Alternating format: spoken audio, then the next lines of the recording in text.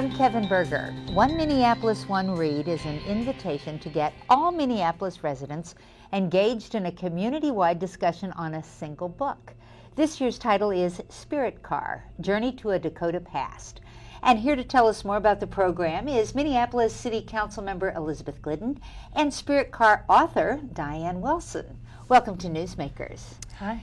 Councilmember Glidden, how did the city get involved in encouraging reading? Well, this is actually the second year of a program that began last year, and it was initiated by a group of residents in Minneapolis who were discussing some difficult topics around race. And those residents suggested reading as a community the book The Grace of Silence by Michelle Norris, who is a Minneapolis native.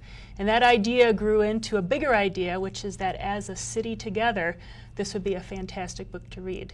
And the city has now committed to a yearly community read project, and this is our second annual read with the chosen book Spirit Car.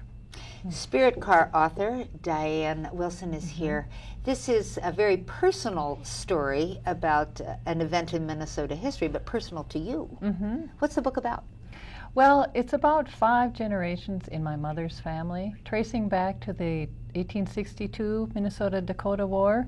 When I was growing up in Minneapolis, I knew that my mother was enrolled in the Rosebud Reservation and that she went to the Holy Rosary Mission School on the Pine Ridge Reservation, but I couldn't understand why her life was so different from mine.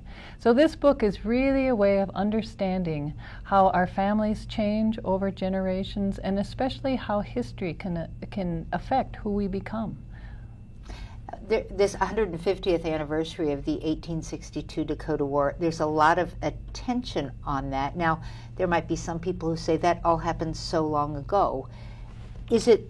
Are these same issues still relevant in a new century's way? Well, I have to say one of the reasons I wrote the book the way I did was so that people could see the way that historical legacy travels from one generation to the next, so that it's very much present with us today. Council member, I know that the city is sponsoring a number of ways that readers, citizens, can get involved. Can you tell us about some things that are planned?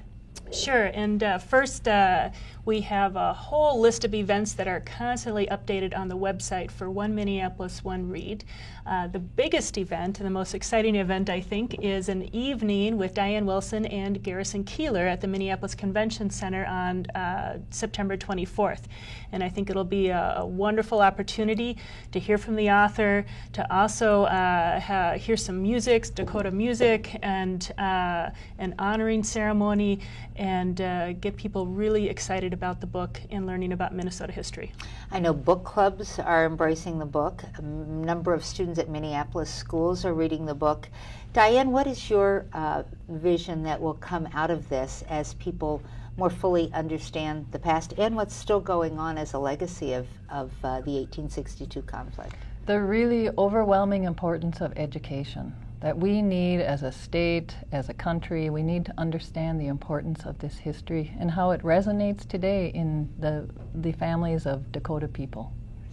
Are you continuing to work on literature?